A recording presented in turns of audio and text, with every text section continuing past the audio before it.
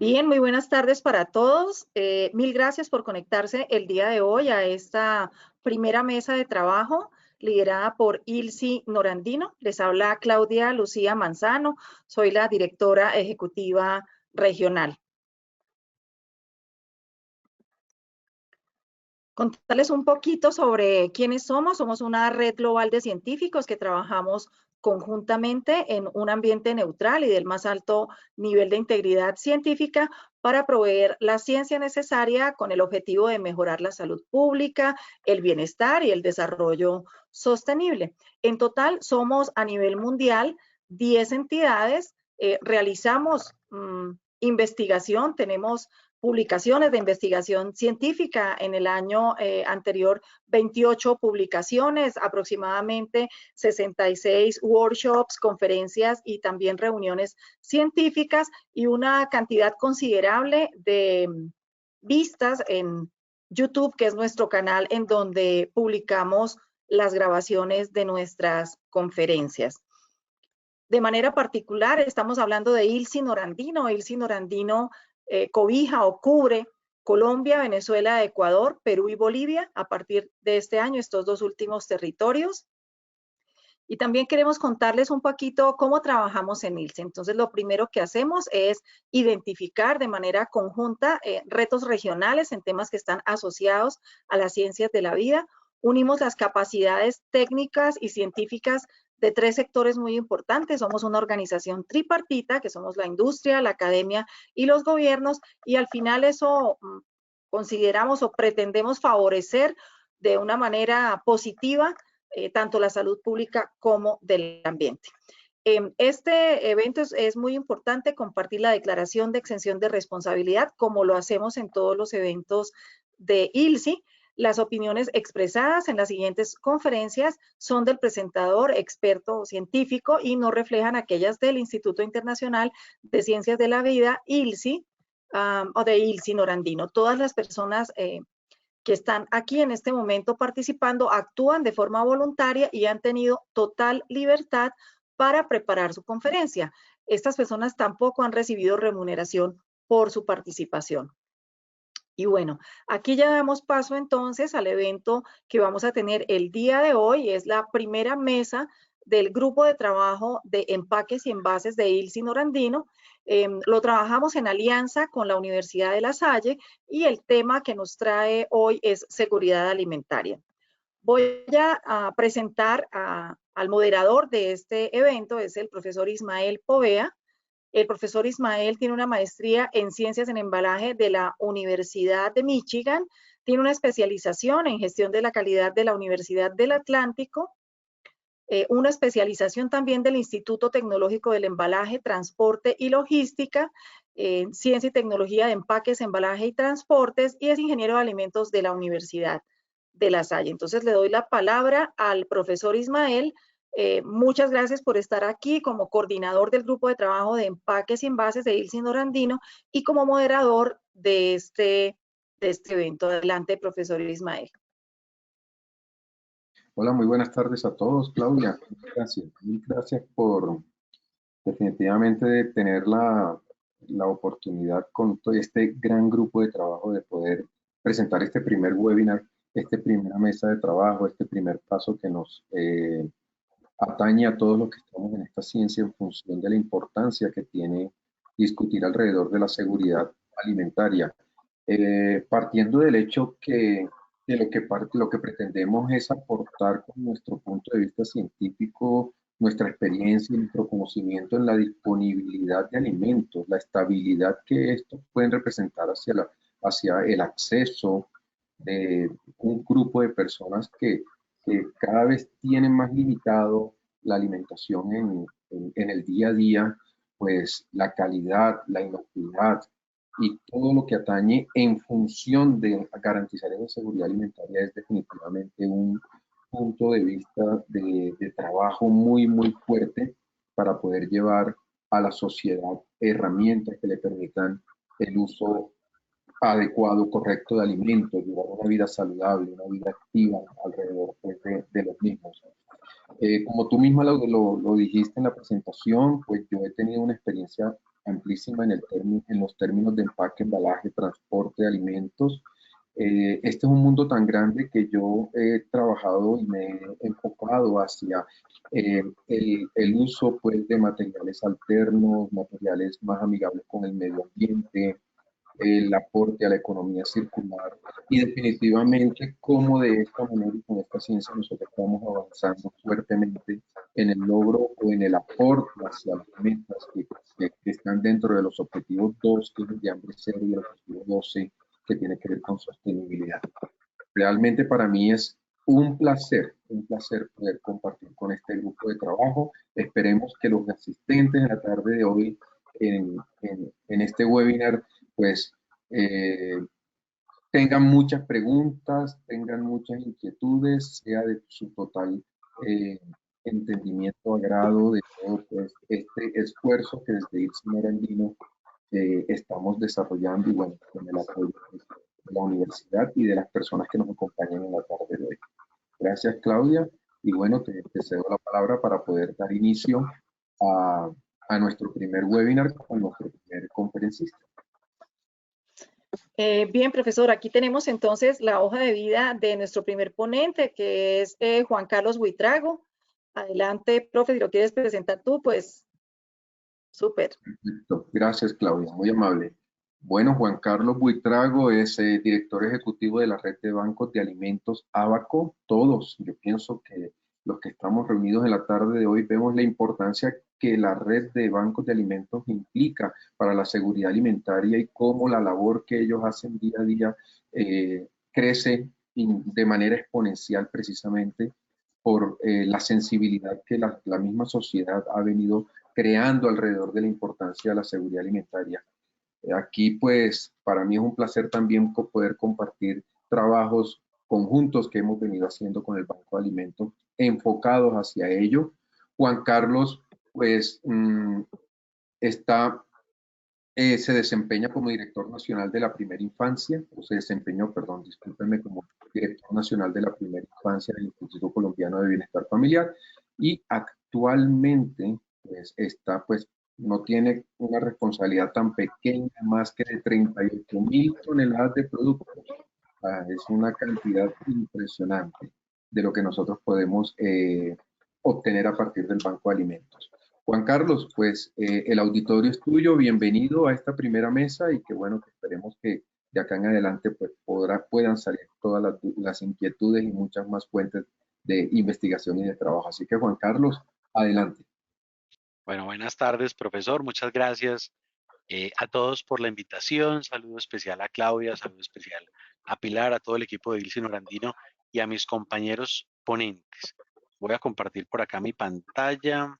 Me confirman, por favor, si están viendo mi presentación. Sí, En este señor, ya momento la están viendo. Muy bien. Sí. Voy a activar por aquí mi puntero y vamos a esconder este de aquí. Muy bien. Bueno, entonces vamos a hablar este rato eh, de la seguridad alimentaria. Vamos a hablar primero de las principales cifras de la seguridad alimentaria en el mundo, luego en Colombia. Vamos a hablar un poco de las principales causas de la inseguridad alimentaria en Colombia, retos que tenemos en este momento en el país con el tema de nutrición, sobre todo de nutrición crónica. Luego vamos a ver un poco algunos datos de las pérdidas, desperdicios de alimentos para finalizar con la labor y lo que estamos haciendo en los bancos de alimentos de Colombia. Muy bien. Un segundo que si pongo este puntero no me deja pasar las diapositivas, entonces voy a quitar el puntero. Ahí sí. Muy bien, bueno, entonces voy a señalarles con mi mouse. Esta es la gráfica de las personas en millones de personas. Miremos la línea gris, los millones de personas con hambre en el mundo, cómo se viene comportando en el mundo el hambre. En el 2005 veíamos, pues, teníamos 793 millones de personas con hambre en el mundo. El hambre empezó a bajar, el hambre empezó a mejorar hasta el 2014, que tuvimos 563 millones de personas con hambre en el mundo, y desde el 2014 empieza a incrementarse el hambre en el mundo y vemos con la pandemia cómo se dispara el hambre. También la crisis Ucrania-Rusia pues tiene que ver con la inseguridad alimentaria en el mundo, y después de pandemia pues ha bajado un poco el hambre, 735 millones de personas, ha bajado, pero no ha sido significativo ese descenso. ¿Listo? Si nosotros vemos hoy el mapa, este es el mapa del Hunger Map de hoy, el mapa que mide el Programa Mundial de Alimentos en 90 países para mirar los países que tienen más riesgo de inseguridad alimentaria, pues Colombia hoy está en rojo. Sí, los que están en rojo y los que están en marrón son los países que tienen, digamos, más riesgo más alto de inseguridad alimentaria, pues hoy en Colombia estamos en este mapa en rojo. La pregunta es, ¿por qué Colombia está en rojo? Entonces, pues son muchísimas razones. Todos sabemos que la inseguridad alimentaria es un fenómeno multicausal. Voy a hablar de las principales razones. Primera razón, pobreza monetaria. Esta es la gráfica de la pobreza monetaria. La línea verde es la proporción de personas en Colombia que viven en pobreza monetaria. Arriba en azul les puse en millones de personas. Podemos decir que hoy 19.6 millones de personas en Colombia viven con ingresos per cápita mensuales de 354.000 pesos. Entonces, 19.6 millones de personas viven al mes con 354.000 pesos, con los que tienen que pagar alimentación, servicios públicos, transporte, etcétera. De esos 19.6 millones de personas, 6.1 millones de personas viven por debajo de la línea de pobreza extrema, con ingresos per cápita promedio de 161.000 pesos. Entonces, 6.1 millones de personas en Colombia con 161.000 pesos tienen que pagar todo. Por supuesto, no alcanza ni siquiera a acceder a una canasta mínima de alimentos. Otras de las principales causas del hambre en Colombia, pues en la gráfica de la izquierda vemos el fenómeno de la migración. Entre más grande es la bolita, significa que más migrantes ha recibido ese país. Colombia es el país de América Latina que más migrantes ha recibido en los últimos años. Eso aumenta la inseguridad alimentaria de un país. Y en la gráfica de la derecha es la gráfica de los países que más personas tienen con desplazados por culpa de la violencia. Sí, nosotros estamos por encima de Yemen, de Afganistán, de Somalia, con más personas desplazadas. En este momento ya estamos llegando a los 5 millones de personas desplazadas por culpa de la violencia en Colombia. Si miramos el mapa de la desigualdad en el mundo por coeficiente Gini, pues nos encontramos con este mapa. Entre más oscuro está el país, significa que por coeficiente Gini hay más desigualdad. Hoy, si miráramos los puntajes de coeficiente Gini en el mundo, Colombia hoy sería el 7º país más desigual del mundo. Siendo La Guajira la región más desigual de Colombia, podríamos decir que La Guajira tiene los mismos niveles de desigualdad que los países más desiguales del África. Muy bien. Si a todo esto le sumamos la inflación de los alimentos, el año pasado, pues todos conocemos la inflación, pero el año pasado se aumentaron los precios de los alimentos un 27.8%, casi un 28%, y con esos niveles de pobreza que vimos ahora, pues digamos que podemos concluir que las personas más vulnerables de este país, que las personas que viven por debajo de la línea de pobreza, pues no logran acceder a los alimentos que se necesitan para tener una dieta equilibrada, para tener una dieta saludable. Y entonces los bancos de alimentos hacemos este análisis. Nosotros actualizamos esta información cada 4 meses para entender cuánto cuesta el plato óptimo, cuánto cuesta comprar el plato saludable de la familia colombiana, que es, digamos, el estándar con el que trabajamos los nutricionistas, los médicos, trabajamos con el estándar ideal de lo que de cómo se deben alimentar las personas. Entonces, este es el resumen. Voy a resumir este cuadro que hay a la derecha. Pero entonces, por supuesto que es distinto un niño, bueno, me quedó aquí cortada la gráfica, pero en este cuadro miramos por grupos de edad, cuánto cuesta alimentarse, y miremos en azul está el valor. Entonces, un niño de 6 a 11 meses, perdón, miremos acá un adulto, miremos en la parte de abajo. Un adulto mayor de 60 años, hombre o mujer, está costando al mes 611.000 pesos. Un adulto hasta los 59 años, 11 meses, está costando 637.000 pesos. Por ejemplo, eh, un hombre joven está costando 841.000 pesos al mes. Este es el valor, repito, de lo que cuesta alimentarse durante un mes de manera óptima según los estándares nutricionales. Entonces, en resumen, podemos concluir, este es un promedio, podemos concluir que una persona en Colombia hoy, para poder alimentarse durante un mes de manera óptima, de manera ideal, necesita 617.000 pesos al mes. Y arriba les puse la cifra de pobreza. Hoy cuesta alimentarse 617.000 pesos y tenemos 19.6 millones de personas que viven con 354.000 pesos, no solo para alimentarse, sino para vivir. Eso pues digamos que nos da un reflejo de la situación de inseguridad alimentaria que tenemos hoy en Colombia. Los bancos de alimentos de Colombia, tenemos un observatorio muy completo. Vamos a ver si me abre. Me cuentan si están viendo mi pantalla en este momento. Claudia, ¿está viendo mi pantalla? Bueno, entonces Sí. ustedes Confirmado. pueden ingresar a la página de Sí lo vemos. abaco.org. Muy bien, abaco.org.co, dan clic en observatorio y el observatorio pues es muy completo. Voy a mostrarles los principales indicadores. En el observatorio ustedes van a ver los datos que se actualizan todas las semanas. Actualizamos estos datos. Entonces, acá a la derecha, en lo que va corrido de este año, se han muerto en Colombia 185 niños menores de 5 años por causas asociadas a la desnutrición. En lo que va corrido de este año se han diagnosticado ya en Colombia 16.087 niños menores de 5 años con desnutrición aguda. Hoy, oigan esta cifra, hoy 20.4 millones de personas en Colombia están utilizando estrategias de afrontamiento.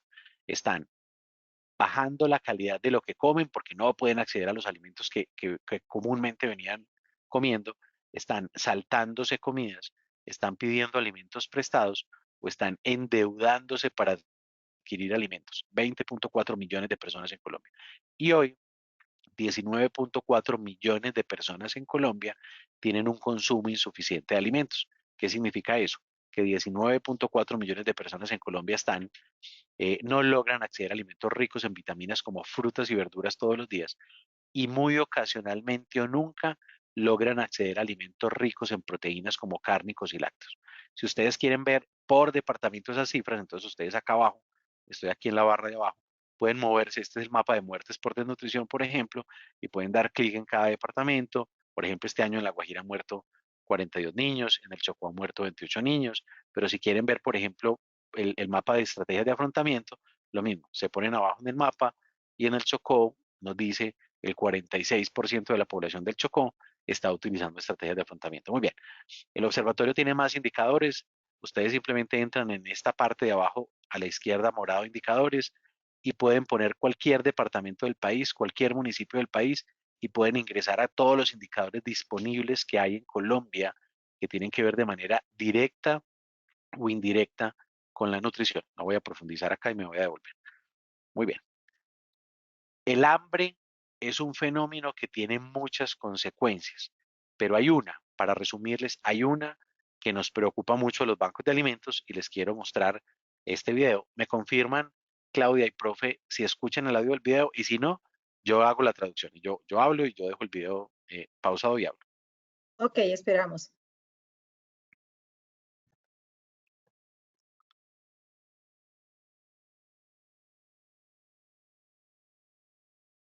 No, no tenemos audio, Juan Carlos. Bueno, listo, no importa. Entonces, les voy a contar qué dice este video. Miren, este es un niño que se llama Seiber. Es un niño de 5 años. Seiber tiene una enfermedad que se llama desnutrición aguda. Entonces, Seiber está muy desnutridito, bajó muy rápidamente de peso.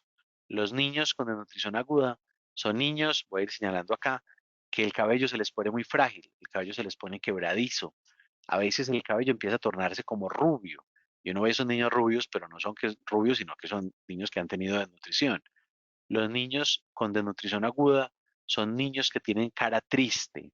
Cuando están muy desnutriditos, son niños que no juegan, son niños que no sonríen, porque el cuerpo está guardando las poquitas energías que tiene para poder sobrevivir. No tienen energía para jugar, tienen mirada triste, se les hunden los ojitos. Los niños con desnutrición aguda se les marcan mucho las costillitas y cuando uno los mira pues o los carga, son piel y hueso.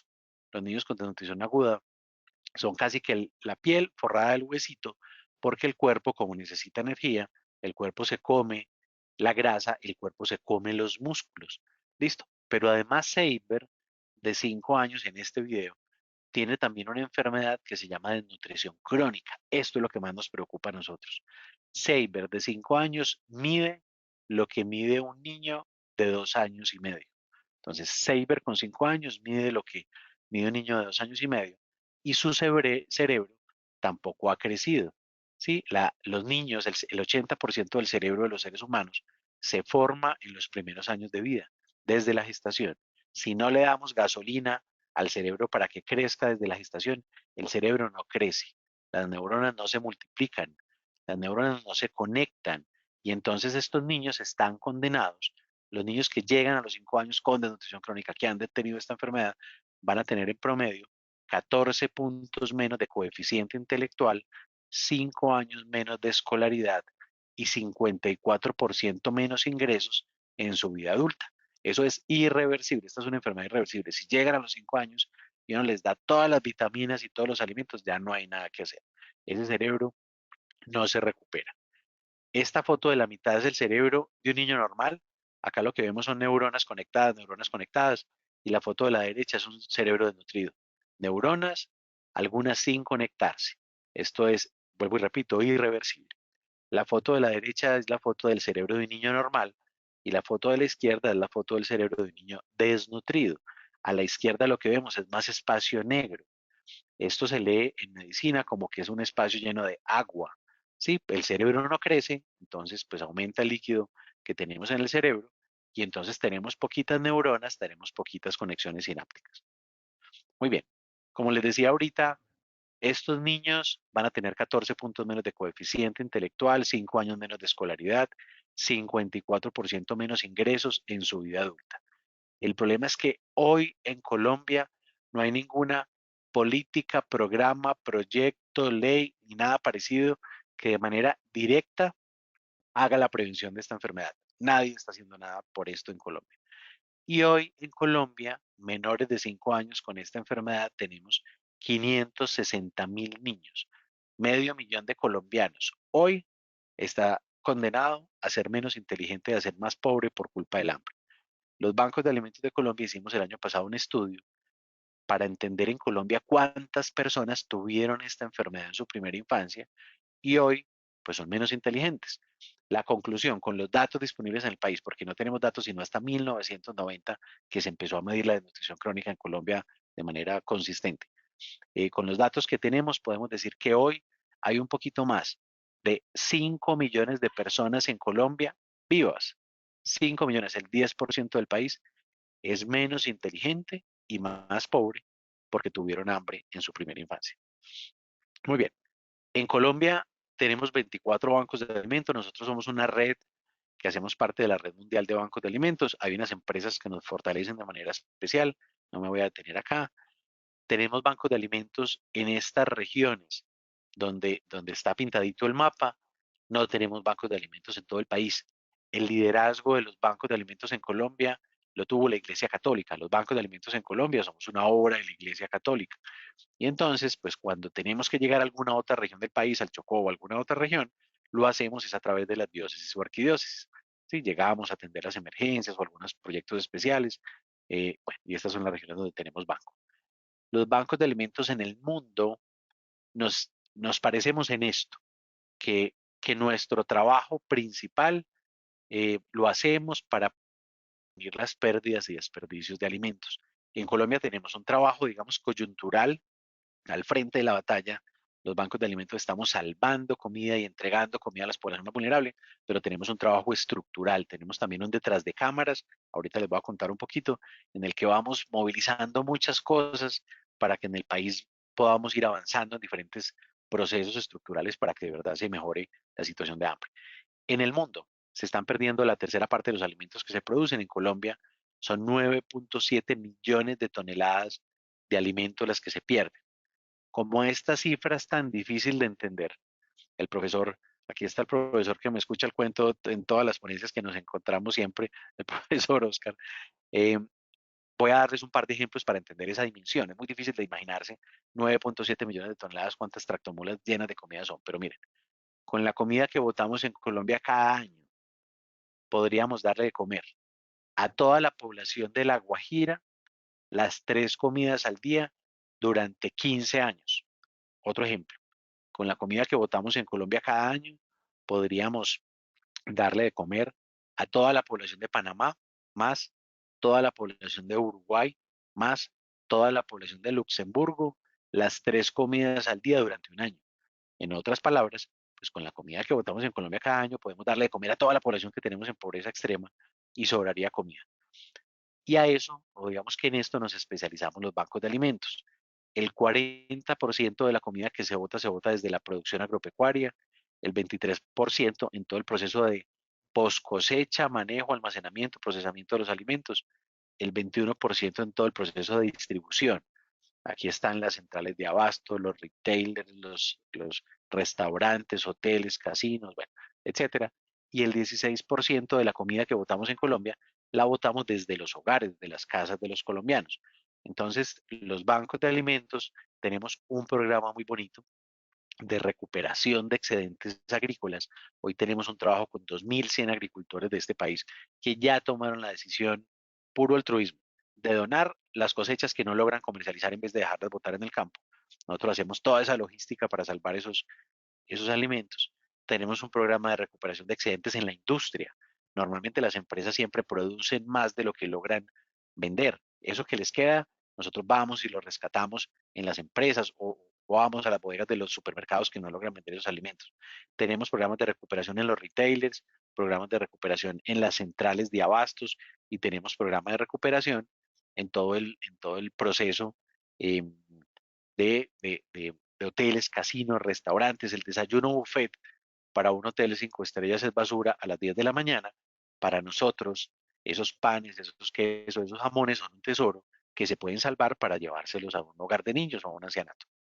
Entonces, los bancos de alimentos, lo que hacemos es articularnos con todos los eslabones de la cadena de abastecimiento de alimentos, con todos los que tengan alimentos, convencerlos de que no los voten, de que de que los donen antes de que los dejen vencer, de que los donen antes de que los dejen dañar. Nosotros, un banco de alimentos es una bodega grande, llena de alimentos. Nosotros nos articulamos con organizaciones sin ánimo de lucro y a través de ellas que se inscriben a los bancos de alimentos, que nosotros las visitamos, las auditamos para garantizar que los alimentos sí les lleguen a población vulnerable, llegamos a población vulnerable. Hoy el ecosistema de los bancos de alimentos en Colombia es bien grande. Es el ecosistema social más grande que hay en el país. Tenemos de un lado más de 2.700 empresas que ya tomaron la decisión de trabajar con nosotros, tomaron la decisión de ayudar en lo que pueden, ya vamos a ver, muchas de ellas de alimentos, entonces tomaron la decisión de donar en vez de botar la comida.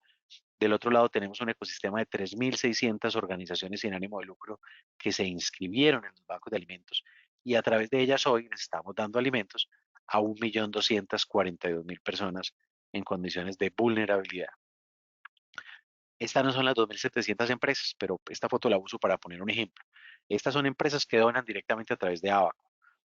Digamos que las más grandes donan directamente a través de Abaco, las más locales donan directamente a los bancos de alimentos locales, ¿sí? Entonces, cualquier empresa de este país puede ayudar, cualquiera, aunque nosotros nos llamamos Banco de Alimentos, nosotros articulamos las fuerzas de todos los que quieran ayudar, porque cada quien pone lo que puede. Por ejemplo, eh, Terpel, que se me perdió el logo, está por acá arriba, nos dona gasolina, y con esa gasolina movemos hoy los 88 vehículos de los bancos de alimentos. Bueno, LATAM, creo que apenas empezamos este año. De LATAM nos está donando, esta es la foto de los donantes del año pasado. LATAM nos está donando tiquetes para poder viajar por todo el país, fortalecer los bancos de alimentos, acompañarnos en los proyectos, hacer seguimiento de los proyectos. RCN nos dona, entonces, en MasterChef todos los años hablamos de pérdidas y desperdicios, hacemos una campaña para que la gente aprenda a no botar la comida. Bueno, cada empresa nos dona empaques, papel higiénico, pañales, útiles escolares, transporte. DHL nos mueve gratis alguna carga por todo el país. Entonces, cada empresa que pueda ayudar nos dona y nosotros le decimos cómo puede ayudar. Por ejemplo, Avianca, termino con esto. Avianca nos dona su basura. Resulta que nosotros tenemos una alianza con Lito, que es un gestor de residuos de aparatos eléctricos y electrónicos. Todos los bombillos y aparatos eléctricos malos de Avianca llegan a Lito. Lito nos los convierte en plata y nosotros con la basura de Avianca, que normalmente tiene que pagar por esa gestión de residuos, nosotros lo convertimos en la dotación de los comedores comunitarios de La Guajira. Hoy la basura de Avianca nos sirve para dotar los comedores que tenemos en La Guajira. Miremos la gráfica de la derecha. Ya voy a terminar, profe. Entonces, a la derecha, el año pasado rescatamos 30.498 toneladas de alimentos. De esas 30.000 toneladas, la mayor parte vienen de industria, 16.000 toneladas de industria, 4.600 toneladas del programa de recuperación de excedentes agrícolas, 3.800 toneladas de los supermercados, todos los supermercados de este país, Éxito del Costo, Olímpicas, Encosud, Ara, bueno, todos nos donan lo que no logran vender a los bancos de alimentos y nosotros tenemos toda la logística para ir a rescatar eso. El año pasado rescatamos 2.600 toneladas directamente de centrales de abastos. Por ejemplo, aquí en Bogotá, Corabastos tiene una sede, el Banco de Alimentos la tenemos adentro de Corabastos, y al día rescatamos entre 10 y 15 toneladas de frutas y verduras que no se iban a poder vender en Corabastos y 2.500 toneladas del sector Horeca, hoteles, casinos, restaurantes. Con eso, hoy estamos mejorando la nutrición de 1.2 millones de personas en Colombia. Aunque yo hablo de niños, atendemos de todo, adultos, adultos mayores, madres gestantes, lactantes, etc. Y detrás de cámaras, como les dije, en el frente de la batalla, en la emergencia humanitaria que hoy tenemos por crisis de hambre, pues nosotros salvamos comida, pedimos donaciones, nos donan muchos recursos en dinero. Al año estamos comprando con ese recurso que nos donan poquito más de 8.000 toneladas de los alimentos que nunca nos entran en donación. A nosotros nunca nos donan arroz, arveja, frijol, garbanzo, lenteja, atunes, pasta, alimentos no perecederos. Entonces nosotros esos alimentos los compramos con mucho dinero que nos donan los colombianos, ojalá nos donaran más, para poder completar las canastas y poder entregar dietas equilibradas que de verdad mejoren la nutrición de las personas más vulnerables. Pero entonces en el detrás de cámaras hicimos un estudio en el marco de una cosa que nosotros lideramos que se llama la Alianza por la Nutrición Infantil, en el que miramos en el mundo qué ha funcionado para mejorar la nutrición de los niños. Aquí ya esto tiene un foco en los niños. ¿Qué experiencias del mundo han funcionado? Hicimos un estudio de metaanálisis, de estudios que han demostrado que hay resultados en países estadísticamente significativos.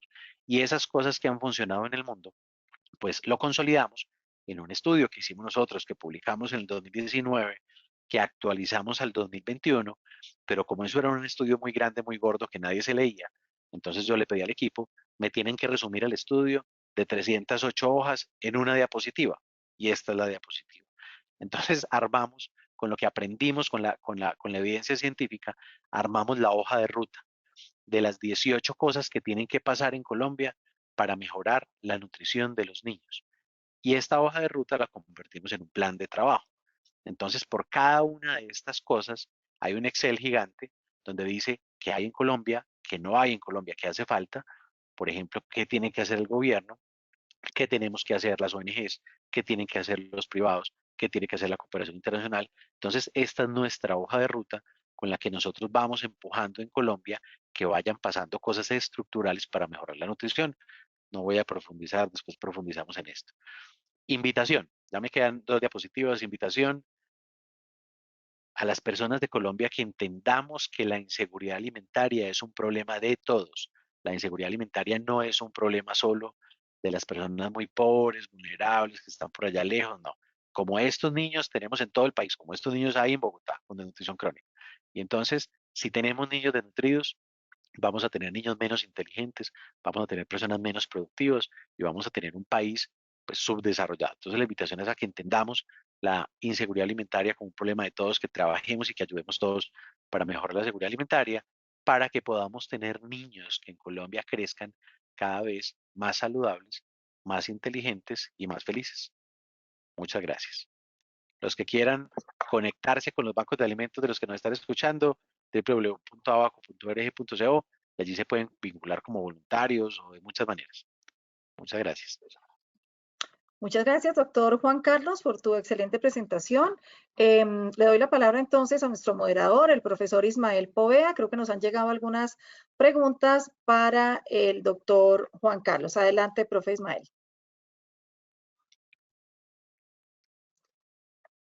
No tienes audio.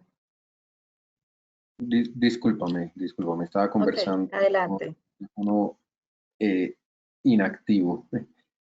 Dándole las gracias al doctor Juan Carlos Buitrago por esta excelente presentación, una grandísima sensibilización alrededor de todo lo que tenemos que nosotros que prestar atención y no pasar desapercibidos, independientemente del perfil profesional que nos acerca a lo que es la seguridad alimentaria, ¿sí? A lo que es luchar por una mayor equidad.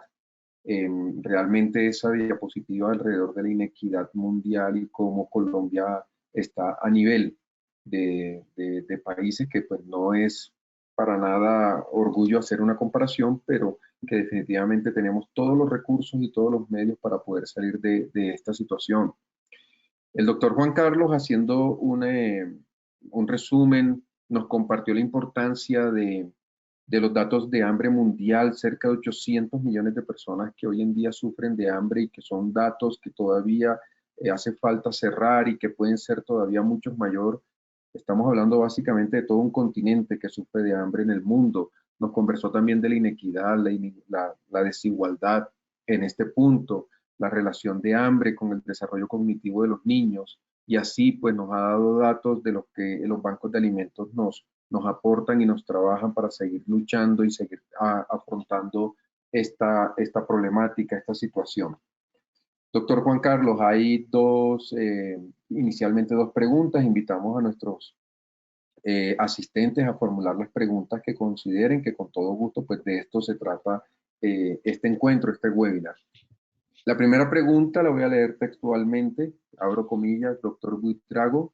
Los indicadores que nos presenta de hambre en Colombia consideran los datos relacionados con la pobreza oculta en las ciudades, cierro comillas. Esa es la primera pregunta, doctor Buitrago. Si quieres, estamos abiertos. Y si quieres, profe Ismael, me lees la segunda y hago una respuesta general, por favor. Gracias, cómo no. La segunda pregunta que tenemos es, abro comillas, buenas tardes, Juan Carlos. ¿Van a referirse al tema de Fusarium RT4 relacionado con la seguridad alimentaria? Esa es la segunda pregunta. La primera, si hay datos considerados con la pobreza oculta, y la segunda, bastante puntual, alrededor del tema de RT4 con la seguridad alimentaria. Muy bien, entonces empiezo por esa.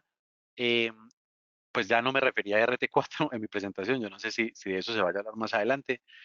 Y la segunda, digamos que los datos que mostré son los datos de pobreza monetaria, lo primero.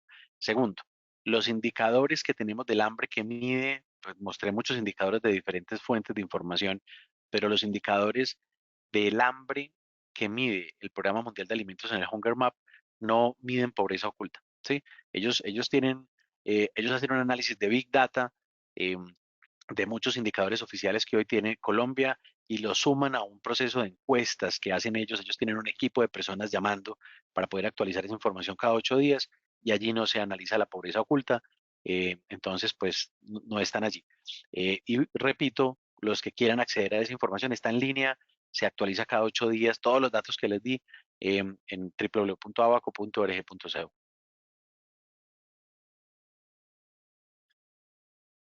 Perfecto, doctor Juan Carlos. Pues, muy claro, muy claro absolutamente todo.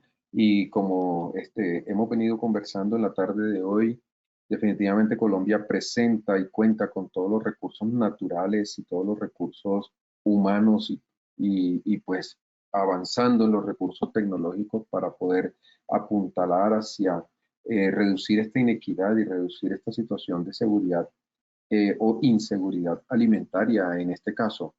Realmente las estadísticas muestran la cruda realidad, la realidad con la que estamos viviendo, y que definitivamente pues hay que seguir trabajando y hay que seguir luchando para que toda esta sociedad y el futuro pues de las generaciones que vienen tengan digamos, una distribución mejor en el tema pues, de alimentos. Doctor Juan Carlos, muchísimas gracias, muy amable por su tiempo, muy amable por hacer parte de esta mesa número 1 de seguridad alimentaria dentro del Comité de Envases, Empaques de Insigne Andino. Clau, no sé si tienes algún aporte adicional, no sé si de pronto hay alguna pregunta adicional que yo no haya leído. No, en este momento no tengo más preguntas. Agradecerle al doctor Buitrago y darle la bienvenida a la doctora Claudia Moreno, que es nuestra segunda panelista. Trabaja en la división del viceministerio, de Salud Pública, en la dependencia de Dirección de Promoción y Prevención. Está a cargo, está como encargada de la Subdirección de Salud Nutricional, Alimentos y Bebidas. Muy buenas tardes, doctora Claudia Moreno. Bienvenida a esta primera mesa sobre seguridad alimentaria. Es un honor para nosotros poder contar con usted en este espacio. Adelante, por favor. Claudia, muy buenas tardes para ti, para toda la mesa de trabajo y para el profesor Poveda por liderar esta mesa del día de hoy.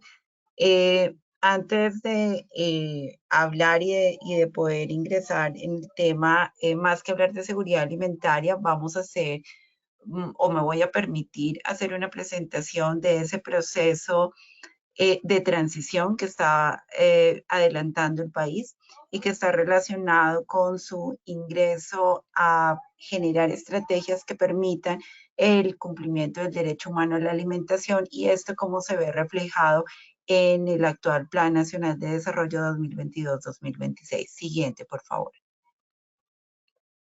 Entonces, para eso es necesario que podamos hacer un recorrido en ese marco político que nos permite hablar del derecho humano a la alimentación y cómo a lo largo, desde la emisión de la Declaración Universal de los Derechos Humanos en el 48, empezamos a hablar del derecho humano a la alimentación, teniendo un primer reconocimiento específico en el Pacto Internacional de Derechos Económicos, Sociales y Culturales, PIDES, específicamente en el artículo número 11, donde se establece que los estados partes que firman ese pacto en el cual se encuentra Colombia reconocen el derecho fundamental de toda persona a estar protegida contra el hambre y a adoptar individualmente y mediante cooperación internacional las medidas necesarias para mejorar los métodos de producción, conservación y distribución de alimentos mediante la plena utilización de conocimientos técnicos y científicos,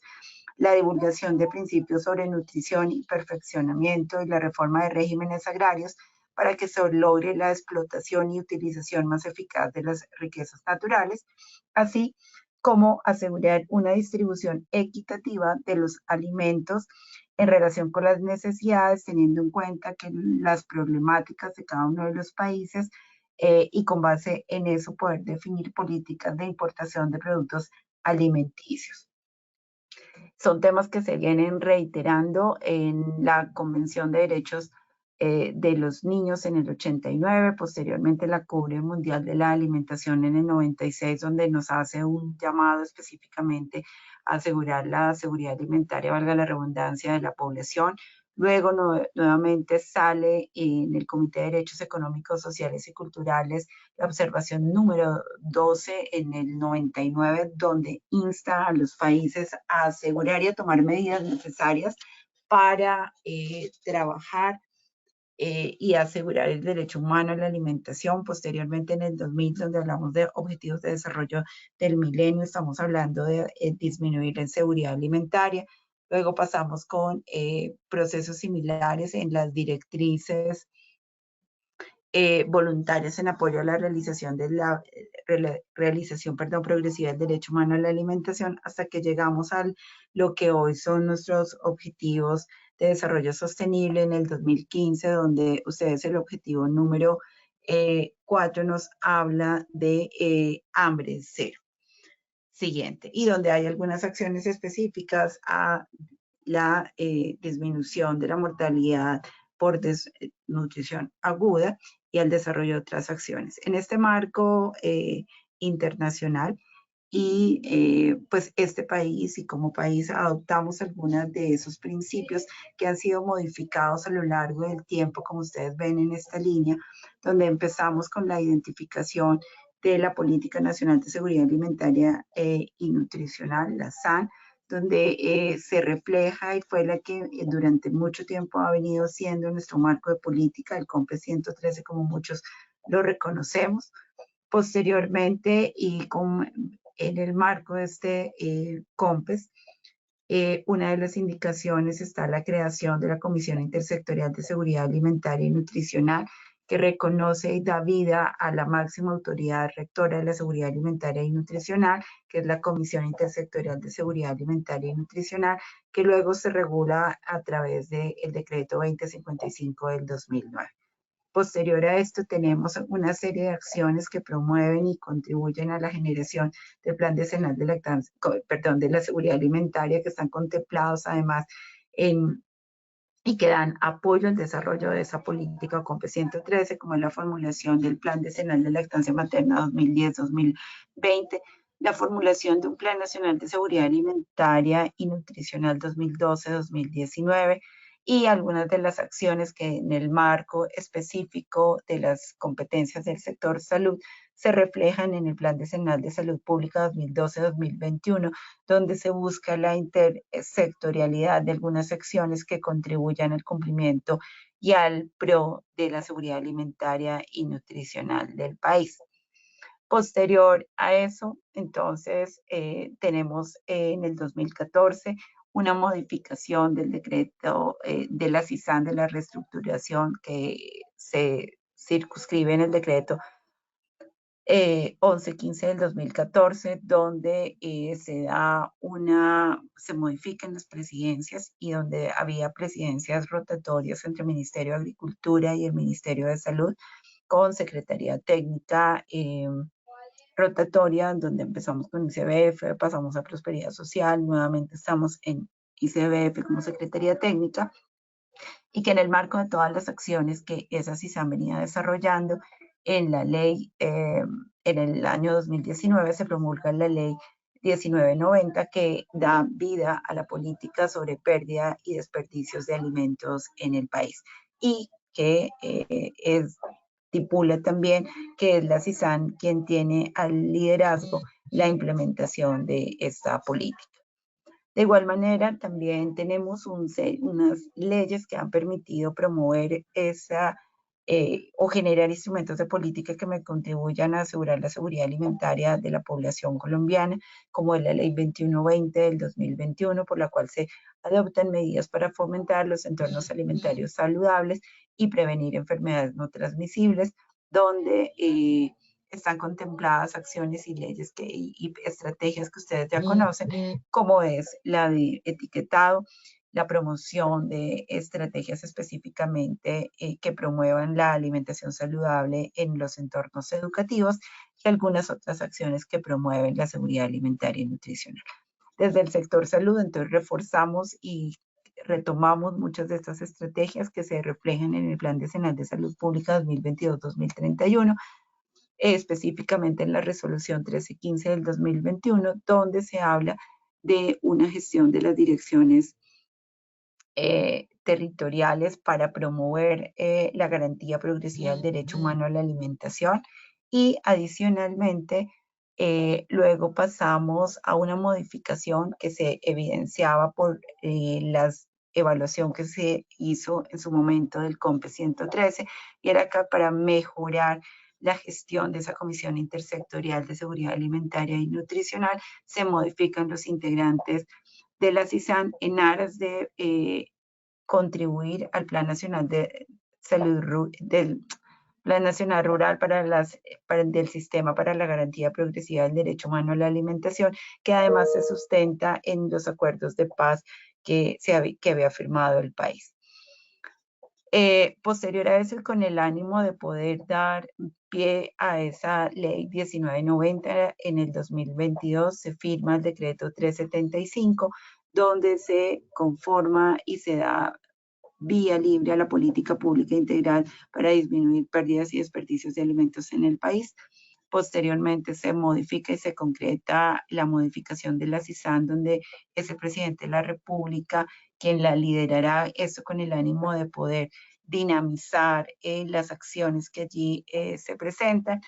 Posteriormente, a comienzos de este año, sale la ley 2281, por la cual se crea el Ministerio de la Igualdad y la Equidad y se presenta como un integrante más de la CISAN, porque esperamos que con el desarrollo de este ministerio se puedan dinamizar y generar estrategias más concretas para hacer esa transición de la seguridad alimentaria al derecho humano a la alimentación, lo cual se empieza a ver reflejado en la ley 2294, que es la que habla de específicamente esa contribución al derecho humano a la alimentación en sus artículos 213 al 216. Siguiente. Entonces, para poder recordar y hacer el ejercicio de cómo es esa transición de la seguridad alimentaria a ese derecho humano a la alimentación, hemos de reconocer que el COMPE 113 habla que la seguridad alimentaria se define, como yo creo que todos ustedes ya lo conocen, como la disponibilidad suficiente y estable de alimentos, el acceso y el consumo oportuno y permanente de los mismos en cantidad, calidad e inocuidad por parte de todas las personas bajo condiciones que permitan su adecuada utilización biológica para llevar una vida saludable y activa. Y se precisan que son acciones del Estado, de la sociedad civil, devuélvete una por favor, de la familia, para alcanzar esas condiciones necesarias y suficientes para lograr la seguridad alimentaria y nutricional. Siguiente. Entonces, y pues se plantean sus 5 ejes, es el de disponibilidad, cantidad de alimentos que se cuenta a nivel nacional, regional y local, el tema de acceso y la posibilidad que todas las personas puedan acceder a una alimentación adecuada y sostenible, ya sea para, y se refiere específicamente a los alimentos que puede obtener o comprar una familia, una comunidad o un país. El tema del consumo, el eje del consumo, que se refiere a qué es lo que comemos en función también de las creencias, actitudes y prácticas de la población. El aprovechamiento de los alimentos que hace relación específicamente a qué pasa con esos procesos eh, de, eh, de alimentación y cómo esos nutrientes son asimilados por el organismo para asegurar y contribuir a la calidad de vida de la población. Y un eje transversal e importante en un país como el de nosotros es tratar de asegurar la calidad y inocuidad de los alimentos, en aras de que esos alimentos que se consuman no generen daño a la población, y ya sea por un aseguramiento de toda la cadena agroalimentaria, desde su producción hasta su consumo, de tal manera que no se generen riesgos biológicos, físicos o químicos que menoscaben a la salud, porque normalmente lo que siempre pensamos son en esos biológicos, pero resulta que también hay otros que debemos de considerar en aras de contribuir a la salud de la población. Siguiente.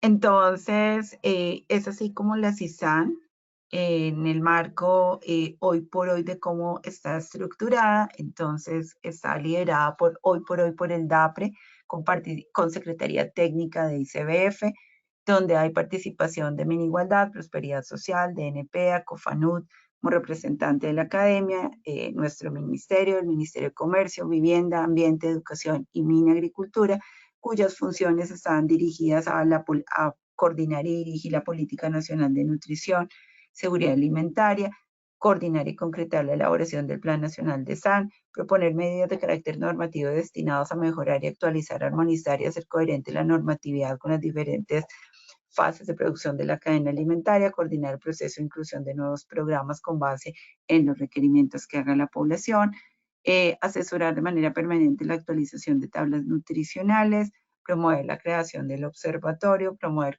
y concretar políticas, acciones orientadas a estimular la actividad física y hábitos de vida saludable, y acompañar al Ministerio de la Protección Social en el desarrollo de las directrices de políticas públicas encaminadas a fomentar campañas educativas que promuevan estilos de vida saludable, deporte y nutrición balanceada. Siguiente. Entonces, en ese ejercicio y bajo estos principios y con las recomendaciones que habla y que nos estipula ese pacto social y económico para hablar del derecho humano a la alimentación, el Plan Nacional de Desarrollo establece dentro de sus ejes la transformación número 3, que habla del derecho humano a la alimentación, reorganizando y hablando de 3 catalizadores. Uno, disponibilidad de alimentos, que está relacionada con la transformación del sector agropecuaria para producir más y mejores alimentos. Un segundo relacionado con acceso físico a los alimentos, donde hablamos de cadena de suministros eficientes, digitales, tecnificadas para potenciar el campo colombiano. Un segundo es el transporte eficiente a lo largo de la cadena logística agropecuaria. Y un tercero, pero no menos importante, creo que es uno de los más fuertes a los de trabajar, es hacia eliminar la intermediación y mejorar la rentabilidad en la comercialización de la producción agropecuaria. Para el caso de la adecuación de alimentos, entonces tenemos alimentos sanos y seguros para alimentar a Colombia, Siguiente, que está relacionado, si me regalas otro clic, gracias, y está relacionados específicamente a las acciones del sector salud. Entonces allí tenemos la formulación o ajuste de una política de inocuidad de alimentos que todos ustedes conocen a través del COMPES 3375 del 2015, si mi memoria no me falla. Todas las acciones de promoción, de prevención de enfermedades transmitidas por alimentos, ya sea por cualquiera de sus riesgos, las prácticas de alimentación saludable y adecuados cursos con base en el adecuado momento del curso de vida en el cual se encuentre la población y los territorios. Para eso nosotros hemos diseñado promoción de prácticas de la lactancia materna que está asociada a la implementación del Plan Decenal de Lactancia Materna 2021-2030, el desarrollo de acciones en entornos que promuevan la alimentación saludable y adecuada, y esto va en un proceso que acompañamos y que es liderado por el Instituto Colombiano de Bienestar Familiar, que es el Plan Nacional de Divulgación de Guías Alimentarias Basadas en Alimentos, acciones de etiquetado frontal de advertencia, que pues ya para todos ustedes es una estrategia conocida, que son nuestros famosos octágonos, y la intervención de la población en situaciones de malnutrición, donde hoy por hoy nosotros estamos haciendo y implementando el plan de desaceleración de la mortalidad por desnutrición aguda, ya sea moderada o severa, y la reglamentación de unas zonas de recuperación nutricional en coordinación con el ICBF, que esperamos nos ayude para generar acciones de índole transsectorial y poder abordar esos determinantes sociales de la desnutrición. Y finalmente, en ese ejercicio de adecuación, un sistema de gobernanza multinivel para las políticas públicas asociadas al derecho humano a la alimentación, que lo que nos va a permitir es reorganizar el sistema en aras de poder hacer una construcción de política pública en el marco del derecho a la alimentación con participación social y participación desde lo territorial, en aras que podamos recoger todas las observaciones y las necesidades de la población para la definición de esas políticas públicas. Esto era lo que les quería compartir en la tarde del día de hoy con base en lo que está formulando el país en su nuevo Plan Nacional de Desarrollo y que nos va a permitir hacer un proceso de transición de la seguridad alimentaria al derecho humano a la alimentación. Muchísimas gracias, Claudia. Querida Claudia, muchísimas gracias por esta excelente presentación. Es muy completa. Aquí varias personas nos han escrito que si hay la posibilidad de que tú nos amablemente y generosamente nos compartas esa presentación, sería muy bueno poder contar con ella. Bueno, adelante, muchas gracias y adelante, profesor Ismael.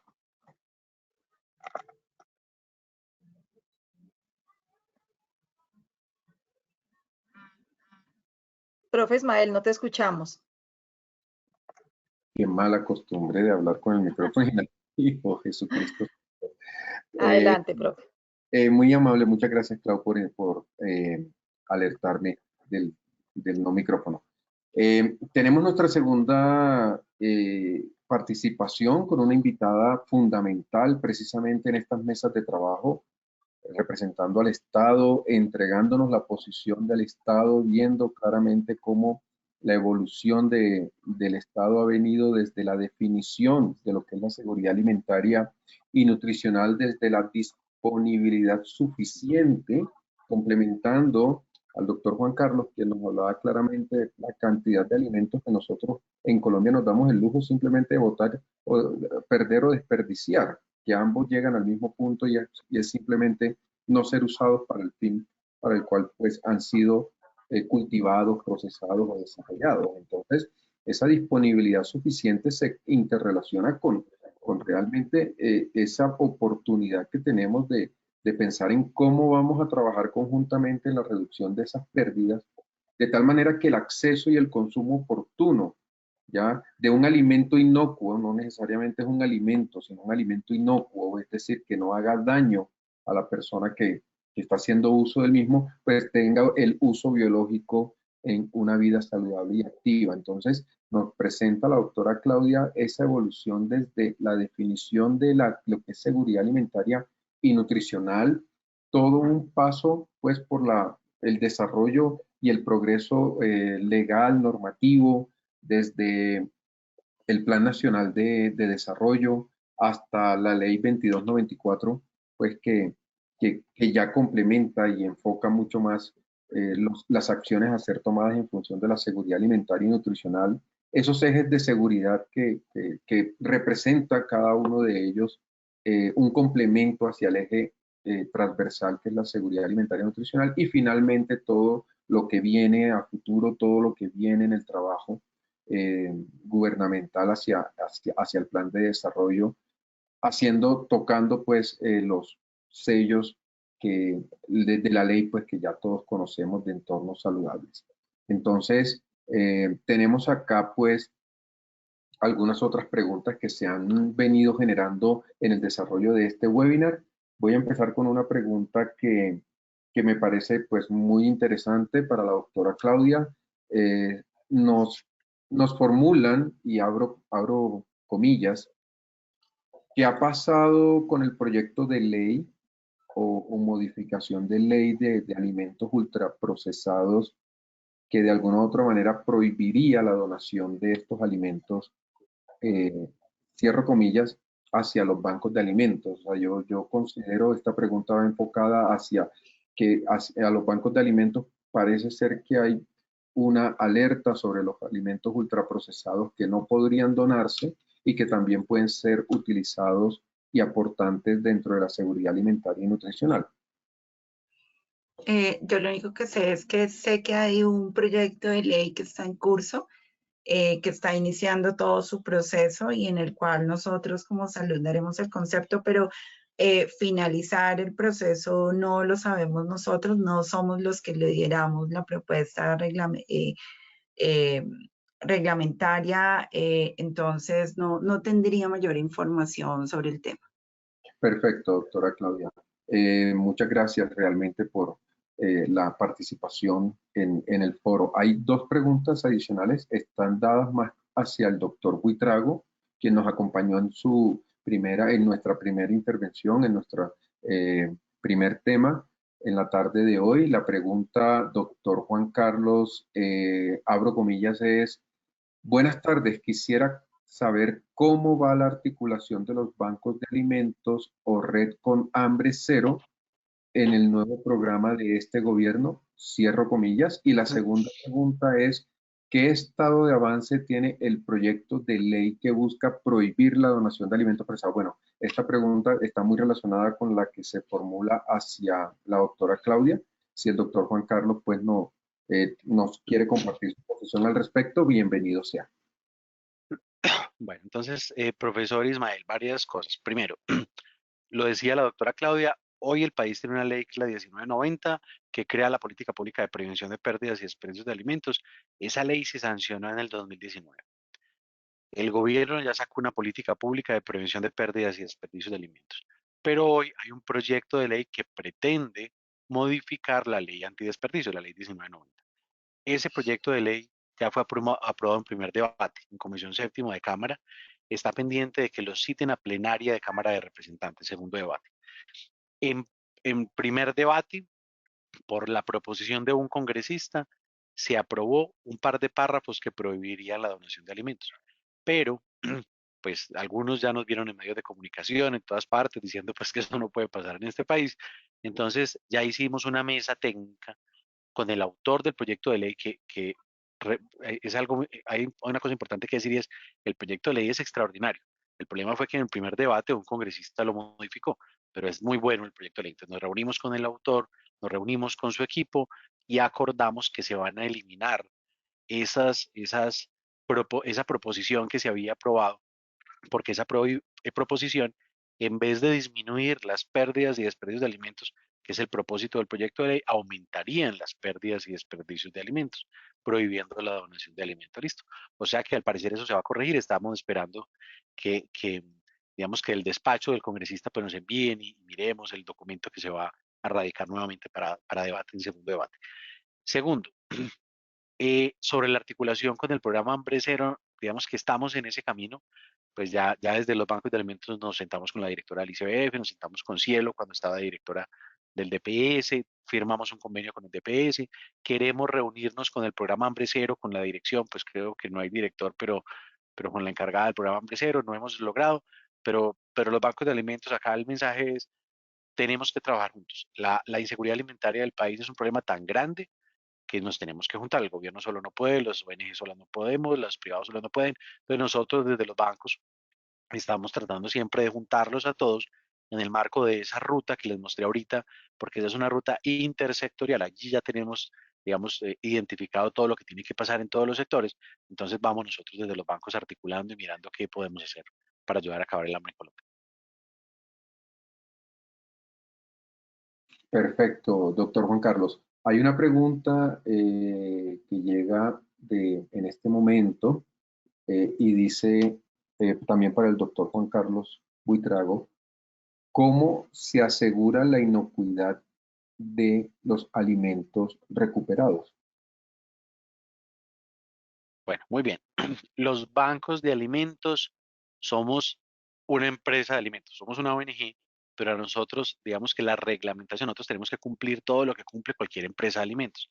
Entonces, los bancos de alimentos, pues arranco por allí, en nuestra infraestructura cumple todos los requisitos técnicos, incluso más.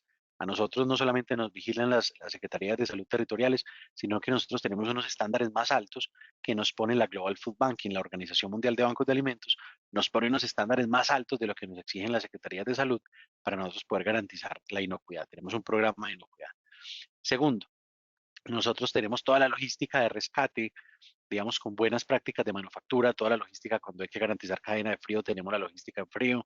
En los bancos de alimentos, pues garantizamos, repito, buenas prácticas de manufactura y tenemos un programa muy bonito de inocuidad en el que hacemos exámenes microbiológicos, un muestreo de los alimentos que nos van llegando en donación para poder mirar si tienen microorganismos y si son inocuos o no.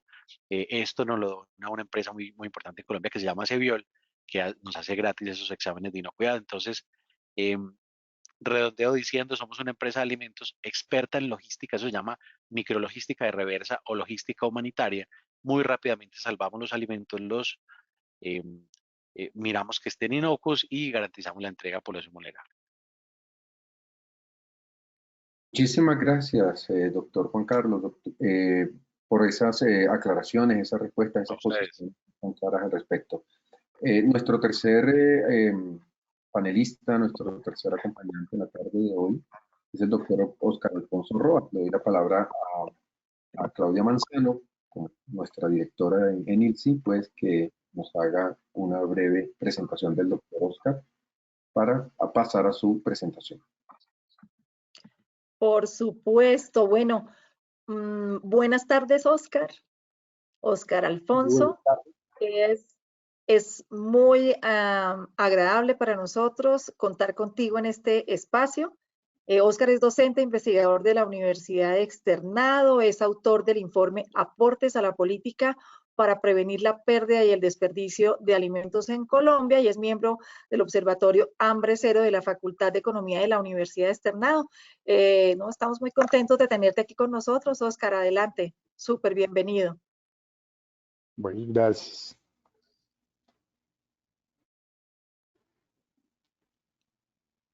Bueno, muy buenas tardes a todos, estimados amigos de ILSI, mil gracias por la invitación a participar en este webinar. A mis colegas panelistas, Claudia Moreno, yo sé que te va a encantar lo que voy a decir a continuación, y también a mi colega Juan Carlos, que como ya él lo dijo, en más de una ocasión nos hemos encontrado para discutir, aportar, proponer líneas para la superación de un fenómeno humanitario de tan considerable magnitud en nuestro país.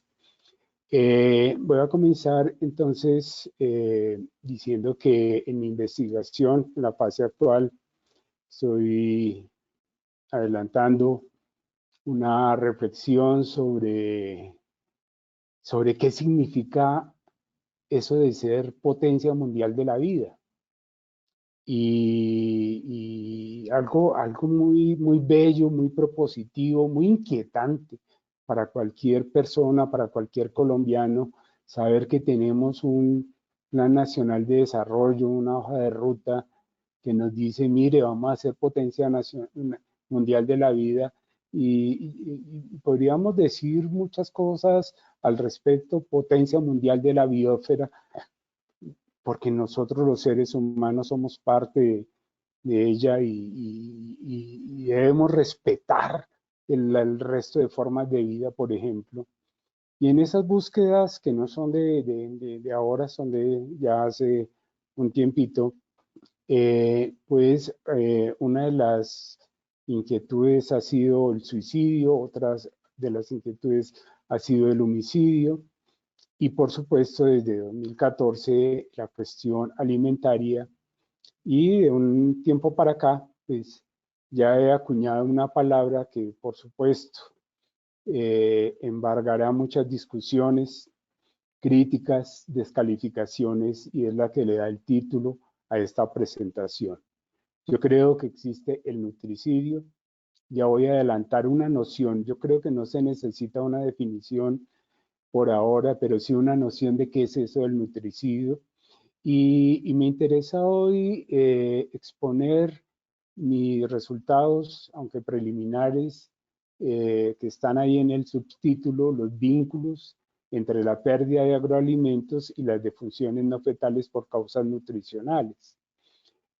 En búsqueda de una respuesta a qué significa ser potencia mundial de la vida, pues la información a la que yo recurro en esta materia es al registro civil de defunciones no fetales, las estadísticas vitales del DANE, que es un conjunto de registros que han sido sometidos a una reciente reforma metodológica en 2019, que hace que no sean muy fáciles de comparar estos registros con los que venían anteriormente, aunque es posible con mucho esfuerzo.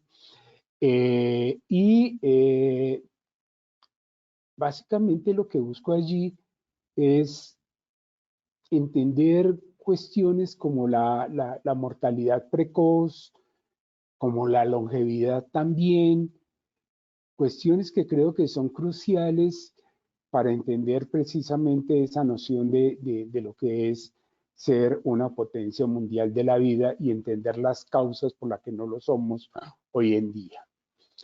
Mi trabajo entonces en el plano estadístico, ya saben, se va a basar en las defunciones no fetales, en el registro civil, los registros del DANE, y por el lado de la pérdida de agroalimentos, también las estadísticas de las evaluaciones agrícolas municipales, que también han sido un objeto de ajustes metodológicos después de conocidos los resultados del Censo Rural 2014.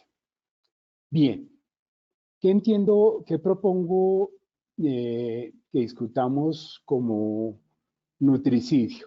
Es una noción que se refiere, de un lado, a la acción de autoinfligirse la muerte de manera generalmente no intencionada,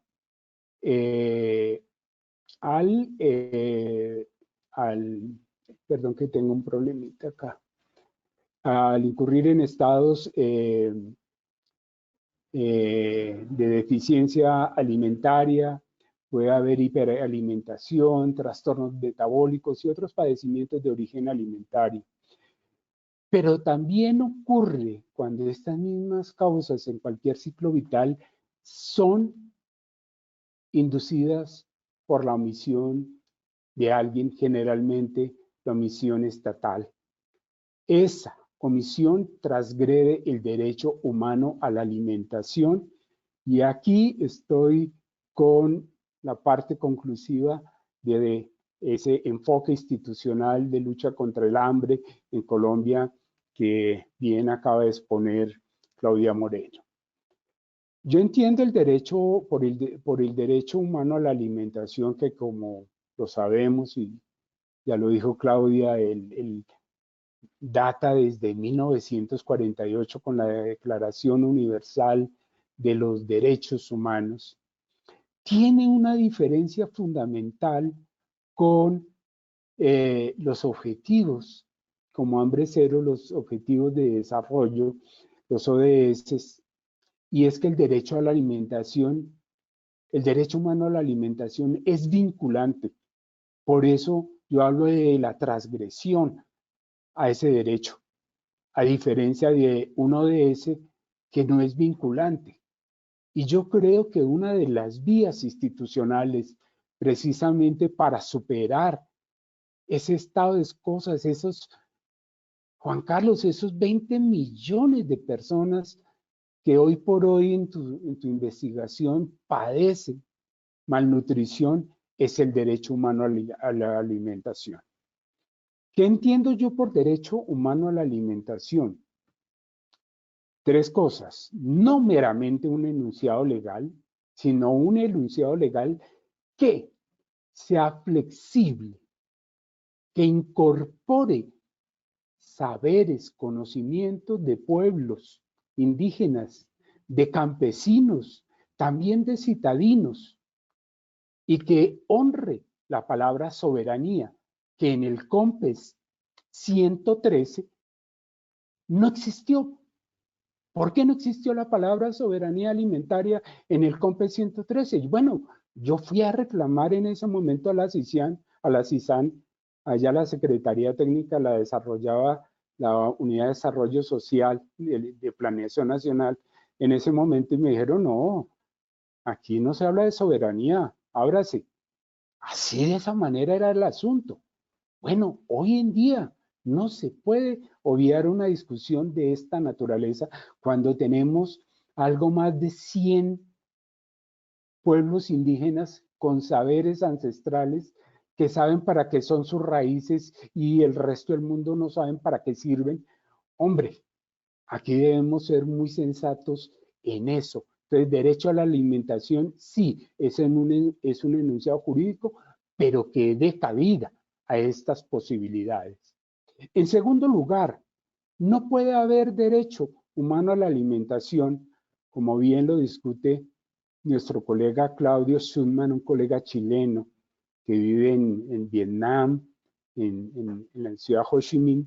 No puede haber derecho humano a la alimentación si no hay una retórica que todo el mundo conozca y que sea apropiada especialmente por las personas que padecen malnutrición.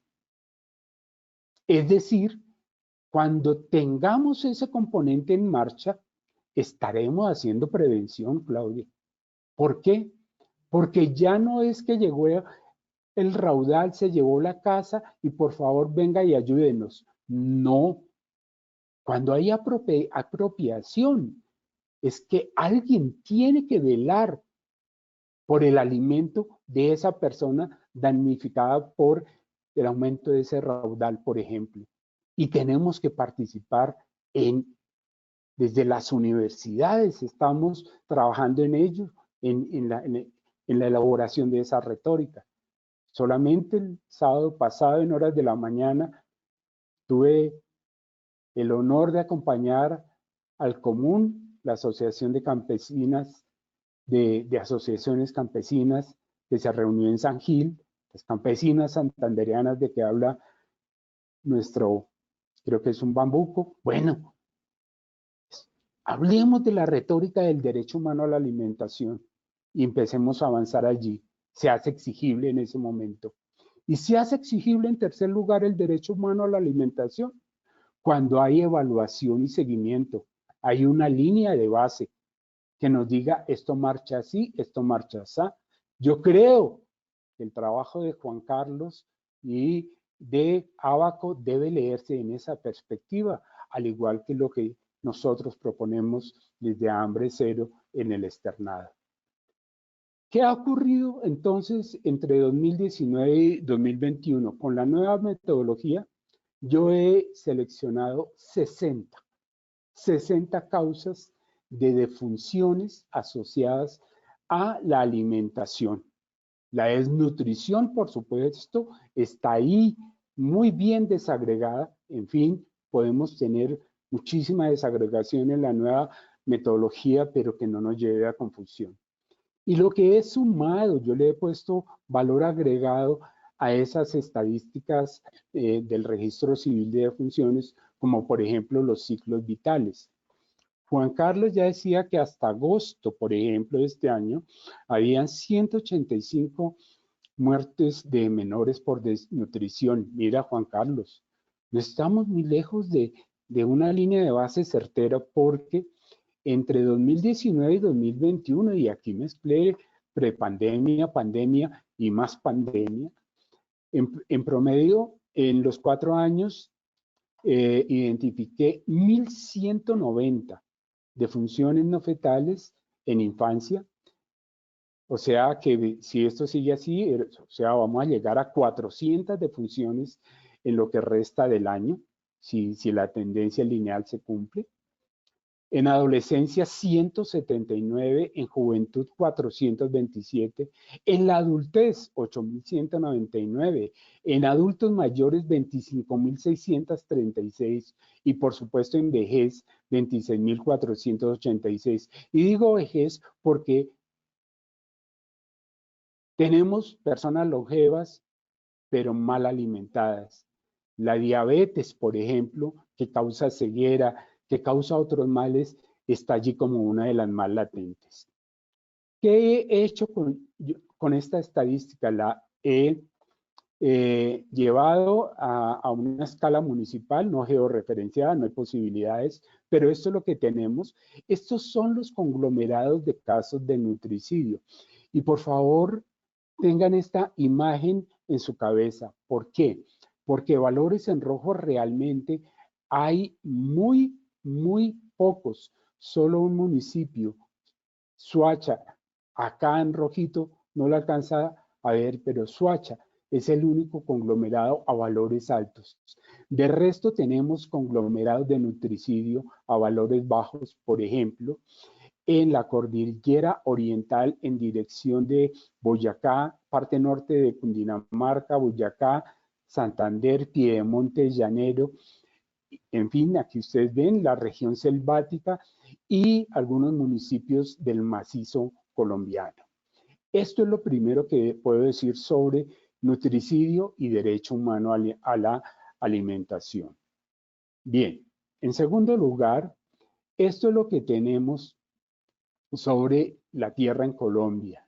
Bien, una pregunta sobre el fusarium, ese mal que carcome los platanales desde hace años en Colombia. Yo lo que puedo decir es que la tierra enferma produce alimentos enfermos.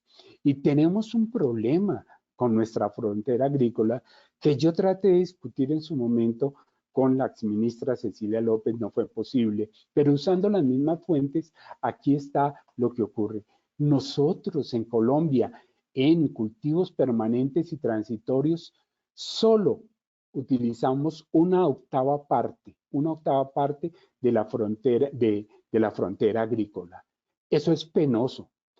En esta imagen que ustedes ven, la de barras, esta porción como ocre más grande es la tierra vacante, por supuesto, ahí tiene lugar la ganadería, en fin, otras cosas. Pero en amarillo y en rojo está la porción de la tierra con erosión severa y muy severa. Mire, ese coeficiente de Gini, todo bien de la desigualdad de la tierra, la reforma agraria, los discursos montados sobre ella, pero yo lo que les puedo decir es que sí he encontrado una causalidad y una causalidad circular muy evidente, y es que al estar bloqueada el cultivo de agroalimentos en esta tierra vacante, el uso de la tierra restante se intensifica y se deteriora la tierra. Miren, esta es la cobertura además de nuestra frontera agrícola por pisos térmicos que he encontrado recientemente. Por ejemplo, en el mapa están los colores ocres, erosión muy severa, por supuesto la Guajira, pero que en el país del Angua, en la Mojana, que en Arauca, bañada por el río Arauca, y de ahí el Piedemonte llanero, hasta pasando por el Guaviare, hasta el Piedemonte casqueteño y la parte baja aquí del Putumayo, tengamos ese problema, vaya, ¿qué es lo que estamos haciendo? Estamos incurriendo en un problema gravísimo ahí. ¿Cómo, qué esperamos que no surja el fusarium, por favor? Y miren una particularidad que encontré, hay 221 municipios, casi el 20% de los municipios colombianos, en donde el área con erosión severa o muy severa es superior al área cosechada con agroalimentos. En esos 221 municipios, olvídese que se va a hablar de soberanía alimentaria. Lo único soberano ahí es el deterioro a la tierra. ¿Por qué ocurre el deterioro a la tierra? Sí, factores climáticos. Hemos estudiado, sobre todo para los municipios del Cauca, por varias razones que ya les explicaré.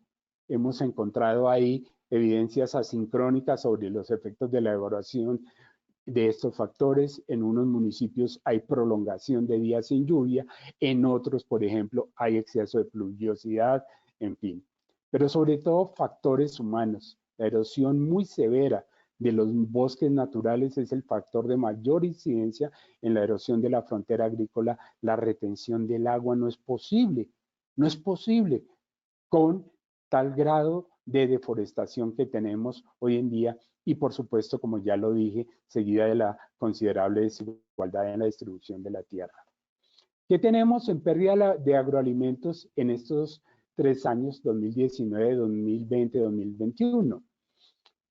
Tenemos que entre los frutales se perdieron 4.400.000 toneladas de frutales, 1.100.000, 111.000 de raíces y tubérculos, 687.000 de cereales. Creo que este año se va a perder más según los arroceros. En hortalizas 454.000 toneladas, en leguminosas 57.000 toneladas. En total son 608.388 hectáreas que se sembraron y no se cosecharon. Allí se dejaron de producir 6.8 millones de toneladas de alimentos, de agroalimentos en estos 3 años, equivalentes al 8.3% de la producción. En algunos casos, como los frutales, el porcentaje llega al 14, 15%. En otros casos, como las leguminosas, bordea el 6, 5, 6%, pero son esas medidas. Aquí en el mapa ustedes ven los conglomerados de pérdidas alimentarias, muy elevadas. ¿En dónde? En el norte del Chocó y en el Urabá antioqueño, particularmente en Turbo. Turbo es el campeón de la pérdida agroalimentaria. Miren esta paradoja, el valle del río Cauca, la tierra más fértil, ¿no? La tierra más fértil de Colombia. La pérdida agroalimentaria, hay un conglomerado grandísimo allí. Y aquí en el Piedemonte caqueteño y en el Meta, y además en San José del Guaviare, otro conglomerado a valores muy elevados de pérdidas agroalimentarias. ¿Dónde hay conglomerados de pérdida de valores bajos? De nuevo, la cordillera oriental, los valles interandinos entre la cordillera oriental y central en dirección de Santander, la región selvática y el nudo de los Pastos y parte de Nariño Pacífico. Por favor, entonces voy a concluir con estos 2 mapas que ya les he presentado y que van a ilustrar el subtítulo, qué vínculos hay entre la pérdida de agroalimentos y las defunciones no fetales por causas nutricionales. Miren ustedes la primera coincidencia. Yo hice algo de econometría espacial, no los voy a aburrir con ello, simplemente descriptivo. Allí donde las pérdidas de agroalimentos son menores, el nutricidio también es menor. Eso no es una ¿Casualidad? No, eso no es una casualidad. Allí, en los pastos, en el nudo de los pastos y en dirección de el Nariño Pacífico, miren ustedes, eso tampoco es una coincidencia. Y miren ustedes la región amazónica. Hay asociaciones positivas que nos indican que al reducir la pérdida agroalimentaria, ¿sí?, se aumenta la oferta local, hay ganancias en soberanía, también nada despreciables, que inciden positivamente para reducir los casos de nutricidio. Y eso es lo que quiero presentarles de los vínculos que me parece a mí más acuciantes con estos dos fenómenos de nutricidio y pérdida de agroalimentaria en el campo colombiano. Muchas gracias.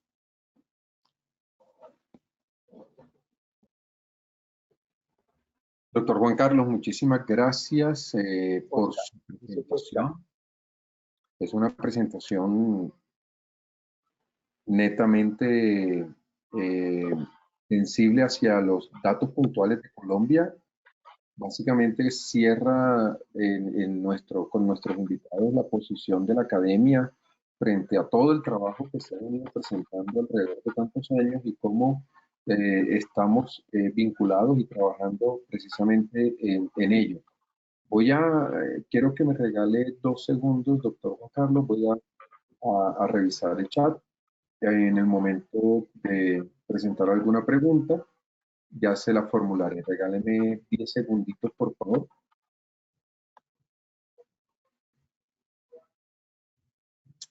Bueno, doctor Juan Carlos, perdón, qué pena, doctor Oscar. Doctor Oscar, ¿cuál es la posición que tiene la academia en la situación actual que se presenta frente a la pérdida y desperdicios de alimentos y la nutrición infantil? No entendí bien la pregunta. ¿Podría repetir, por favor? Yo lo que quiero leer de la pregunta es que, bueno, usted como académico, ¿cómo ve la posición que se puede presentar desde su ciencia y desde su experticia de la relación o de las altas pérdidas que tenemos y de alimentos en el país y la nutrición infantil? De acuerdo. Pues sobre nutrición infantil como tal, yo creo que lo que ha explicado Juan Carlos Buitrago pues, es concluyente. Es concluyente. Las imágenes que vemos conmovedoras, por supuesto, a mí me conmovieron, dan ganas de llorar. Son brutales. Yo creo que falta liderazgo. Aquí nosotros, hacia diciembre, un grupo que maneja medios nos convocó a 42 personas. Tú estabas ahí, Juan Carlos, estaba la ministra Cecilia López, su equipo, para hablar de lo que iba a ser el Acuerdo Nacional contra el Hambre. Especial énfasis en la nutrición infantil. Cómo incidir positivamente en que, por ejemplo, los PAE se modernicen, sean más cristalinos, sean más transparentes, no sean objeto de la corrupción, la politiquería. Eso estaba haciendo parte de una agenda que deberíamos haber discutido en el Acuerdo Nacional contra el Hambre. El Acuerdo Nacional contra el Hambre surgió en 2 de las consultas, de las consultas que Planeación Nacional hizo, y sin embargo no quedó en el Plan Nacional de Desarrollo. Hoy sería otro cantar si estuviéramos todos sentados junto a la CISAN, ¿no, Claudia? Discutiendo cuáles son nuestras tareas, por qué, cómo le ponemos cada uno de nosotros la cara a este problema humanitario. ¿Cómo hacemos de Colombia de verdad un país sin nutricidio, una auténtica potencia mundial de la vida? No fue posible. Por eso yo le digo a la persona que preguntó, hoy, esto que hace, que nos reúne aquí, Norandina, Ilse, tiene un valor estratégico.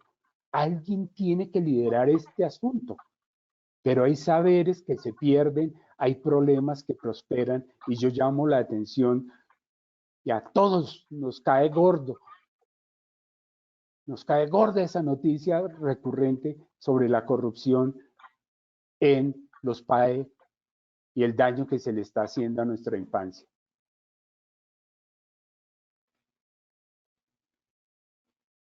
Muchas gracias, doctor Oscar. De verdad, una respuesta, además de completa, es una respuesta que nos da pie precisamente para poder compartir el por qué Ilse Norandino, sus aliados, la Universidad de La Salle, el externado, han venido trabajando pues de la mano precisamente en ello.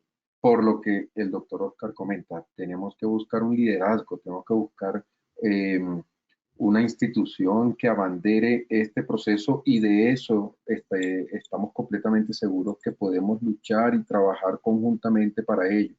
Nosotros deseamos invitarlos a trabajar en conjunto. Sabemos que las personas que nos han acompañado, nos siguen acompañando en la tarde de hoy, son personas que ingresaron desde la primera sesión y aún nos acompañan en esta última sesión el mismo número de personas. Eso nos indica la importancia que este tema tiene para todos aquellos que estamos vinculados directa o indirectamente en este medio, en esta área, en esta ciencia.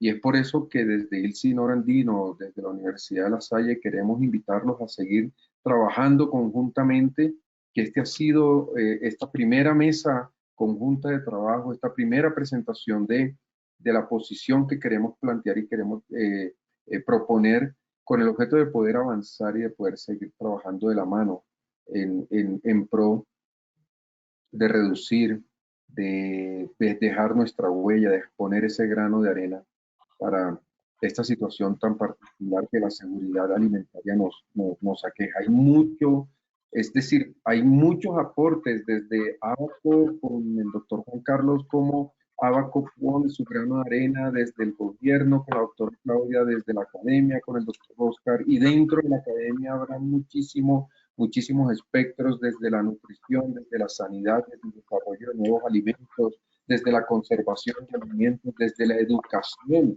en alimentos y la sensibilización, desde el área de envases, empaques, de cómo esta ciencia puede ayudar y mejorar en la reducción de esta inseguridad alimentaria. Así las cosas, de verdad, muy feliz, muy satisfecho, muy emocionado, muy contento de todo lo que hemos podido compartir en la tarde de hoy. Le doy la palabra a Claudia Manzano, quien pues lidera, abandera pues fuertemente también este proceso. Y bueno, Claudia, pues adelante. Ay, bueno, gracias, profe Ismael, Oscar, qué delicia escucharte. Creo que necesitamos un espacio mucho más largo para escucharte en detalle, para interactuar un poco más, para compartirte lo que estamos haciendo desde Ilse Norandino en los diferentes grupos de trabajo. Esta es una semillita que ponemos el día de hoy con esta primera mesa, que estamos muy contentos de haber tenido la participación tuya, la de Juan Carlos, la de Claudia Moreno, representando al Ministerio de Salud. Seguro que de aquí tendrán que salir y concretarse acciones o proyectos en pro de la seguridad alimentaria. Contarles que como parte de los proyectos que lleva a cabo el grupo de trabajo que coordina el profesor Ismael, además de esta primera mesa, hay 2 mesas más. La siguiente es sobre sostenibilidad e innovación, y la última estará con temas de comunicación y educación. Entonces, esperamos contar con ustedes en estas siguientes mesas. Para nosotros ha sido muy valioso que nos dediquen o que nos regalen algo tan importante como su tiempo para acompañarnos en este espacio que hemos tenido hoy. De nuevo, gracias, Oscar, profe Ismael, Juan Carlos y Claudia. Esperamos tenerlos seguramente en otra oportunidad para darle continuidad a todos estos sueños y esperanzas que nacen de acá, de poder realizar diferentes actividades de manera conjunta, como es lo ideal, ¿cierto? Adelante. ¿Algún comentario adicional, Juan Carlos, Oscar? Gracias por la invitación a ustedes y muchas gracias a todos. Y abrazos. Con todo gusto y bueno, de verdad también acompaño a Claudia en ese mensaje de cierre, a Oscar, a Juan Carlos, a la doctora Claudia, a todos, realmente muy agradecidos. Esto se está moviendo mucho, viene también la segunda, la tercera mesa, se coordina la cuarta semana en reducción de pérdidas y desperdicio de alimentos desde la alcaldía. Bueno, evidentemente pues vemos que el mundo está girando la mirada hacia allá y tenemos mucho por avanzar, por trabajar, así que mil gracias a ustedes por todo. Bien, que estén muy bien entonces y que tengan un resto de día muy agradable. Muchas gracias por estar acá. Hasta luego. Chao. Gracias.